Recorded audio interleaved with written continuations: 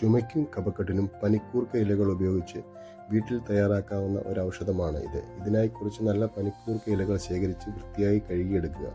ശേഷം ഒരു പാത്രം അടുപ്പത്തിൽ വെച്ച് അതിലേക്ക് പനിക്കൂർക്ക ഇലകൾ നിരത്തി വെച്ച് വാട്ടിയെടുക്കുക. ഇങ്ങനെ വാട്ടിയെടുത്ത ഇലകൾ ഒരു ഗ്ലാസ് ബൗളിലേക്ക് നന്നായി പിഴിഞ്ഞെടുക്കുക.